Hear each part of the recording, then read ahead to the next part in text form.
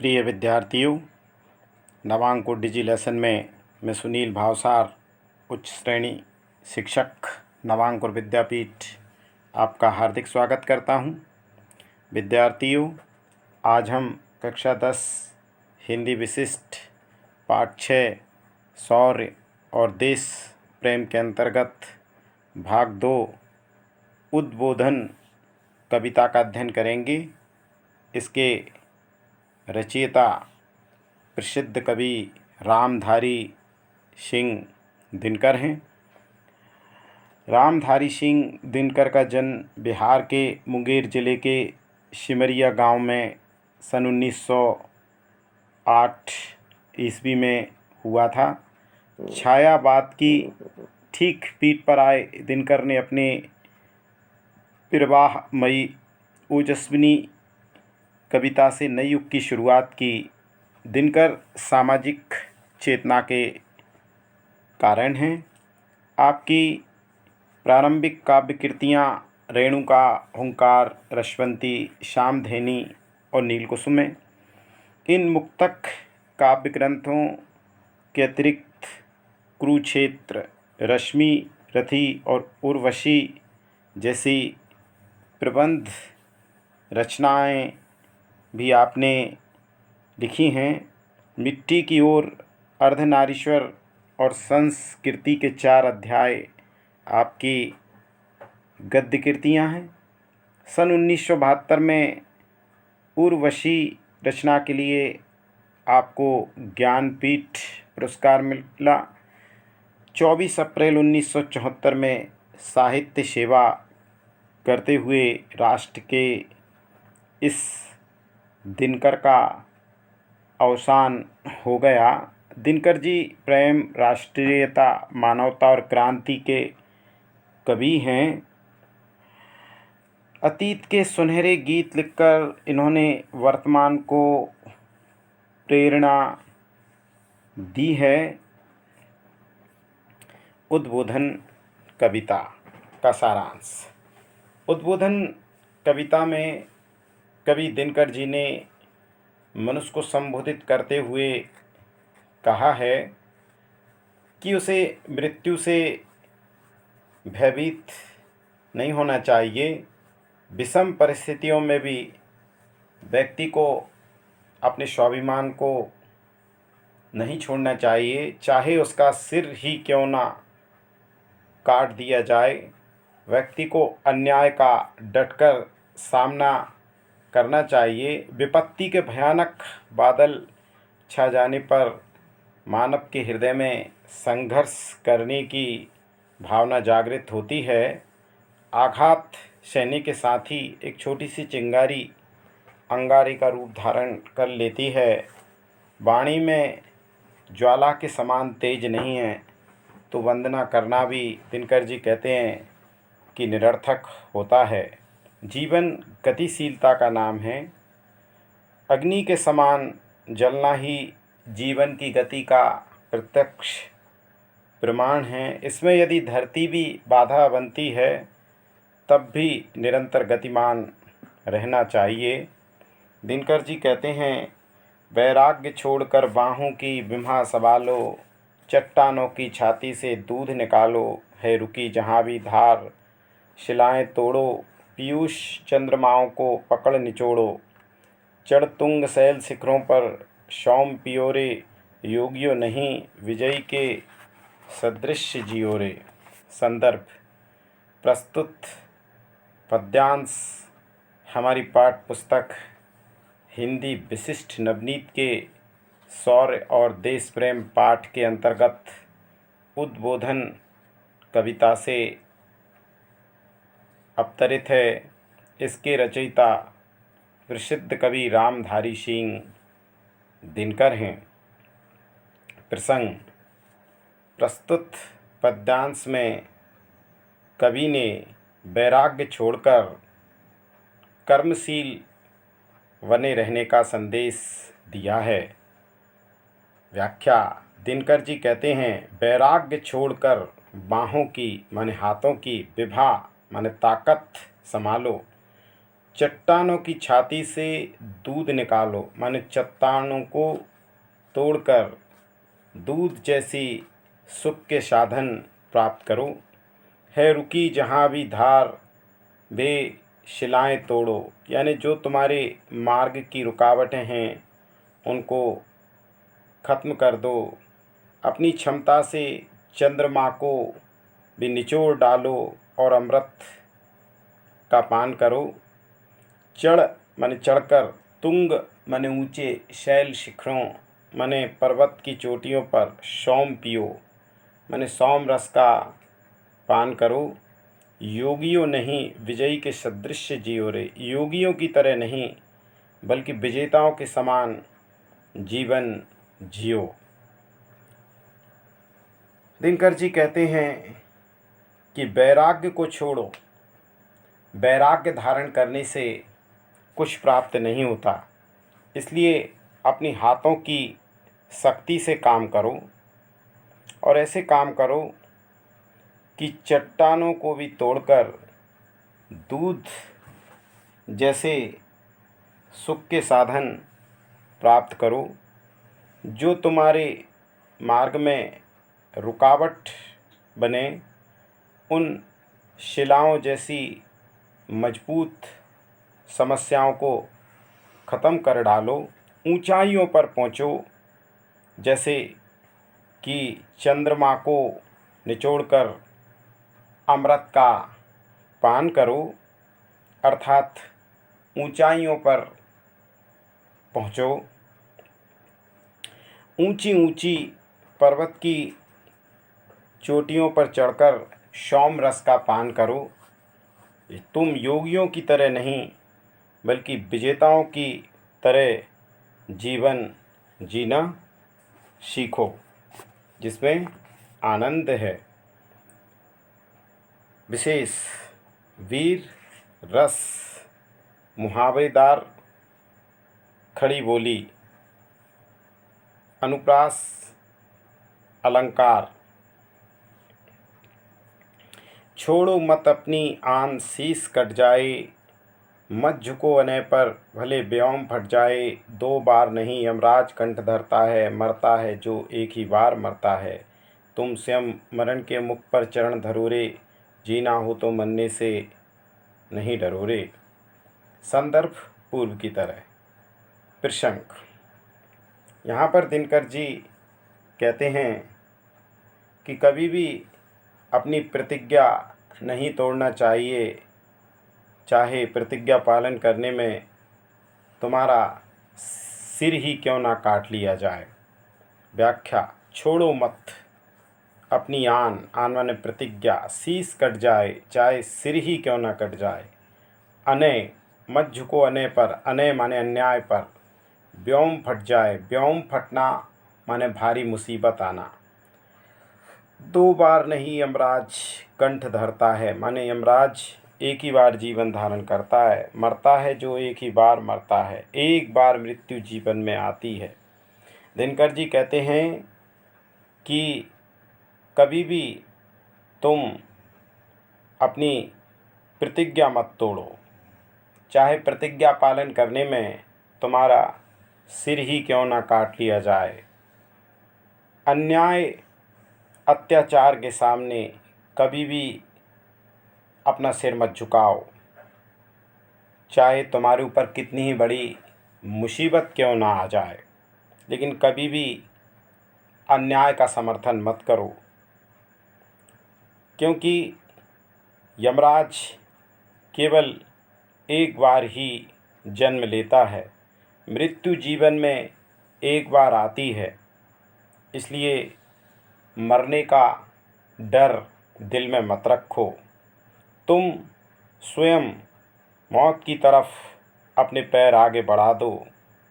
यदि तुम्हें शान के साथ जीना है तो मरने का डर हृदय में मत रखो और निडरतापूर्वक जीवन जियो। विशेष वीर रस अनुप्रास अलंकार खड़ी बोली, मुहावरेदार भाषा, ओज प्रधान शैली। स्वतंत्र जाति की लगन, व्यक्ति की धुन है, बाहरी वस्तु यह नहीं भीतरी गुण है। नत हुए बिना जो असली घात सहती है, स्वाधीन जगत में वही जाती रहती है। वीरत्व छोड़ पर का मत चरण गहोरे, जो पड़े आन खुद ही सब आग सहोरे। संदर्भ पूर्व की तरह। प्रसंग, दिनकर जी कहते हैं कि जो व्यक्ति या जाति स्वाभिमानी होती है वह किसी के आगे झुकती नहीं है। स्वतंत्र जाति की लगन, दिनकर जी कहते हैं कि स्वतंत्र रहना जाति की लगन होती है, व्यक्ति की धुन है, और व्यक्ति पर भी स्वतंत्रता का भूत सवार होता है। यानी कोई भी व्यक्ति किसी का गुलाम बनना पसंद नहीं करता।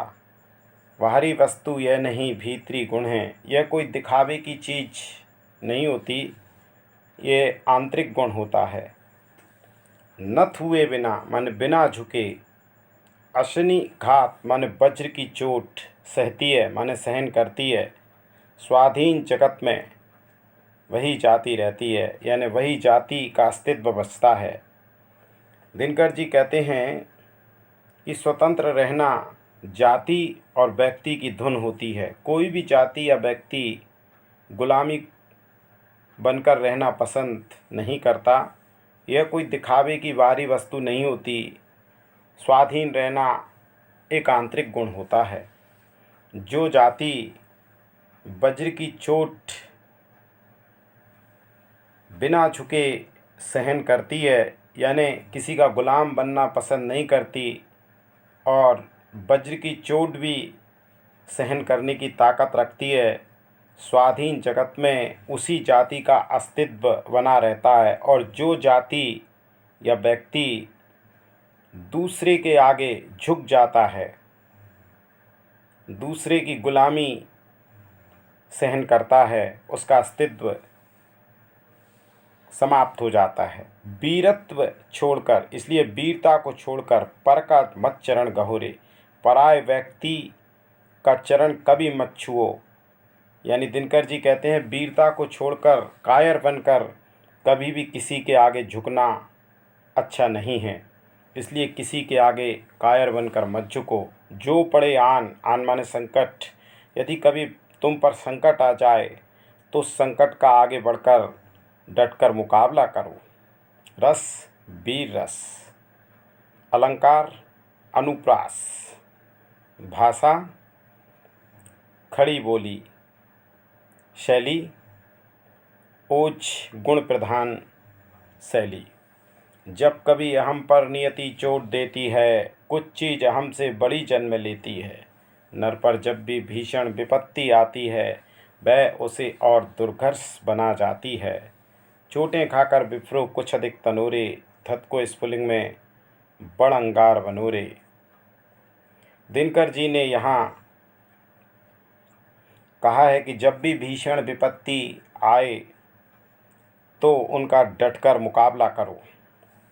व्याख्या, जब कभी अहम पर माने स्वाभिमान पर, नियति माने भाग्य चोट देती है, चोट लगती है। यानी दिनकर जी कहते हैं कि जब किसी व्यक्ति के अहंकार पर कोई चोट पहुंचाता है, किसी का स्वाभिमान टूटता है, तो कुछ उसे इतनी बड़ी सीख मिलती है जो कि उसके अहंकार यानी स्वाभिमान से भी बढ़कर होती है। किसी व्यक्ति पर जब भीषण संकट या विपत्ति आती है तो उस संकट का सामना करके वह व्यक्ति संघर्षशील बनता है, क्योंकि विपत्तियां ही व्यक्ति को संघर्षशील बनाती हैं। इसलिए दिनकर जी कहते हैं कि चोटें खाकर सुकड़ो मत, बल्कि और बिफरो फैल जाओ और अधिक तन कर चलने लगो।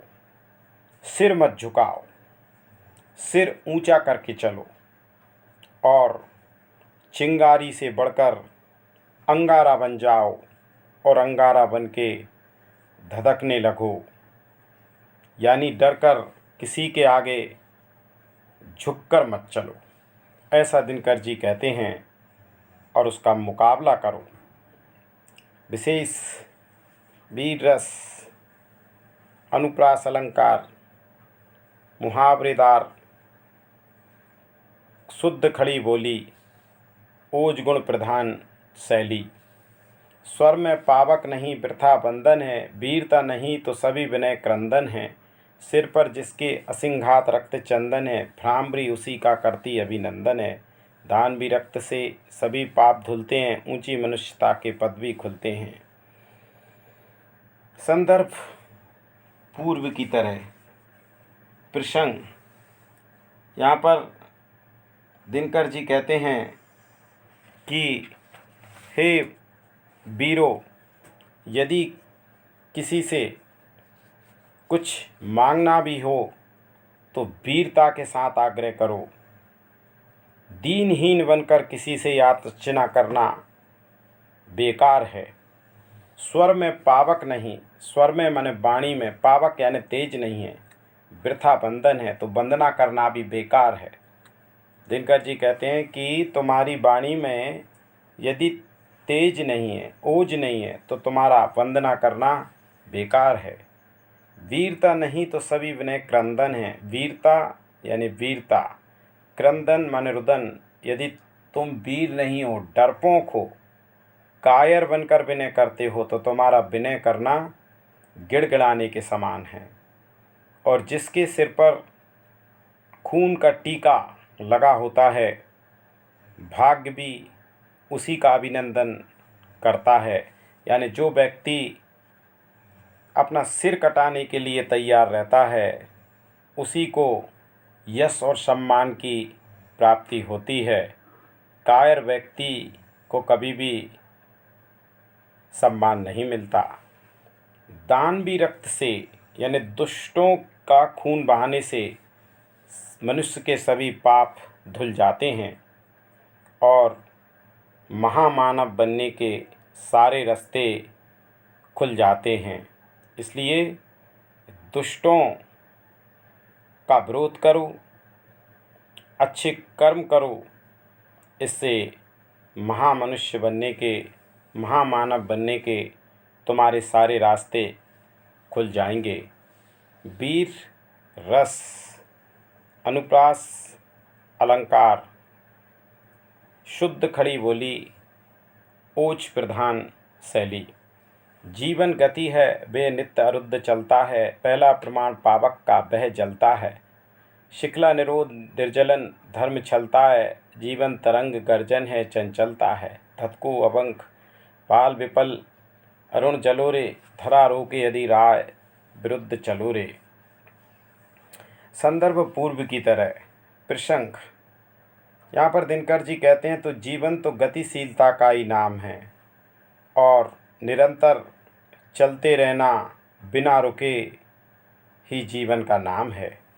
जीवन गति है। व्याख्या, दिनकर जी कहते हैं जीवन गतिशीलता का नाम है, वह नित्य अरुद्ध चलता है। नित्य माने हमेशा, और जीवन हमेशा बिना रुके चलता रहता है। जीवन कभी रुकता नहीं है और इसका प्रत्यक्ष प्रमाण पावक यानी अग्नि है। और जीवन भी अग्नि की तरह है। जिस प्रकार अग्नि जलता रहता है, उसी प्रकार जीवन भी बिना रुके चलता रहता है। शिखला निरोध माने रोकना, निर्जलन माने ताप रहित, धर्म छलता है। दिनकर जी कहते हैं कि धर्म व्यक्ति को रोकना सिखाता है, शीतलता शीतल बना देता है और व्यक्ति को हमेशा आगे बढ़ते रहना चाहिए, रुकना नहीं चाहिए। जीवन तरंग का नाम है, गर्जन का नाम है, चंचलता का नाम है। इसलिए हमेशा लहर की तरह गरजते रहो और चलायमान रहो, कभी भी अपनी गति में मत रुको। धतको अभंग पाल विपल अरुण जलो रे, सूरज की तरह हमेशा थतकते रहो, अभंग गति से आगे बढ़ते रहो, हर पल विपल कभी पीछे मत हटो और आगे ही आगे सूरज की तरह चलते जाओ।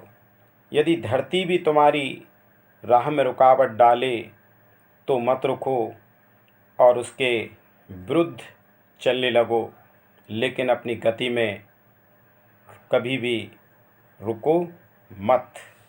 ऐसा श्री रामधारी सिंह दिनकर ने कर्मशील बने रहने का संदेश दिया है। रस, वीर रस,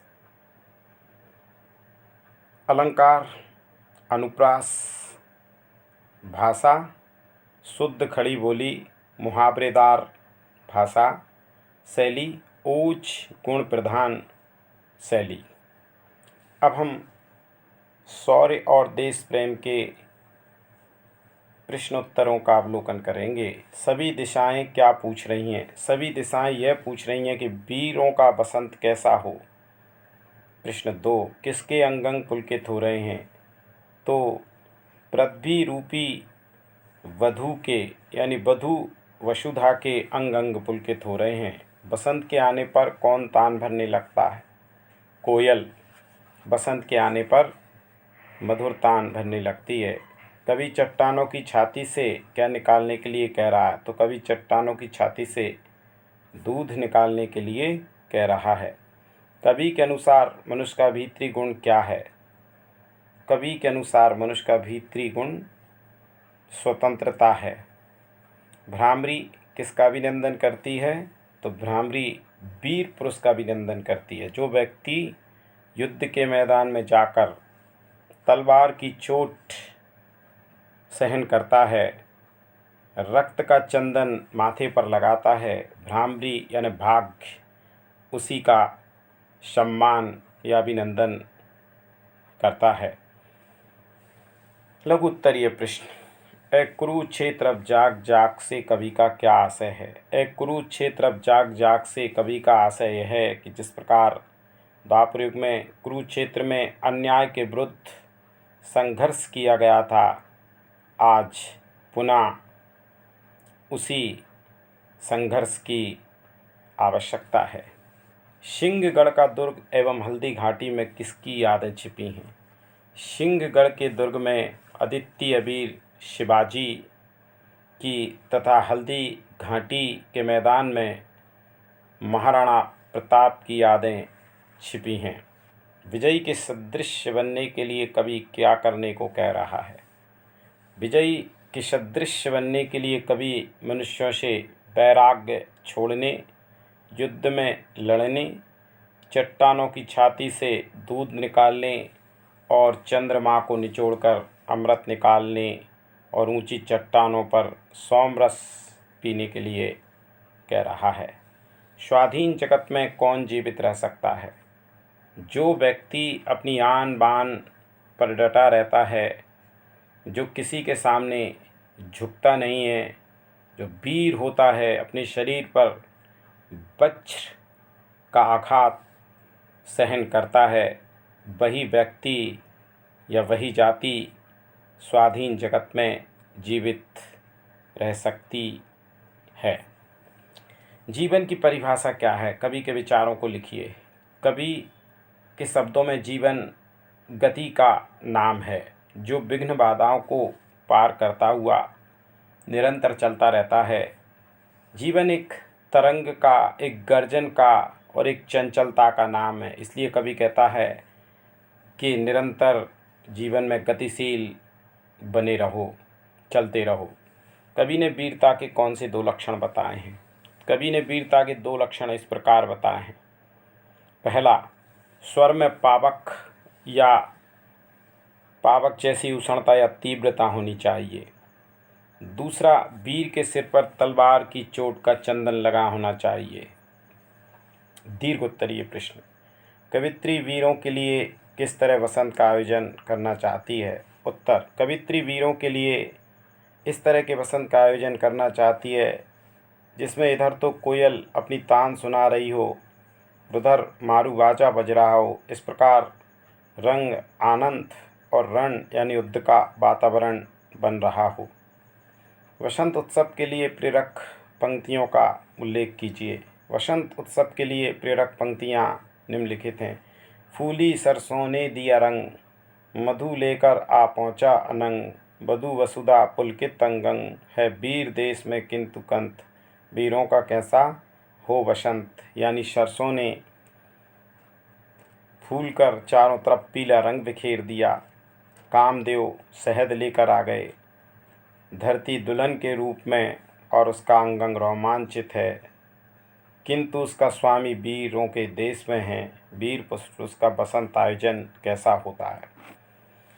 प्रश्न 3, कवि के अनुसार जब हम पर चोट पड़ती है तो उसकी प्रतिक्रिया क्या होती है। कवि के अनुसार जब अहम पर चोट पड़ती है तब उसकी प्रतिक्रिया अहम से बड़ी कोई चीज़ जन्म लेती है। यानी जब भाग्य के विधान से किसी व्यक्ति का स्वाभिमान टूटता है तो कुछ उसे ऐसी सीख यानी शिक्षा मिलती है जो उसके स्वाभिमान से भी बढ़कर होती है।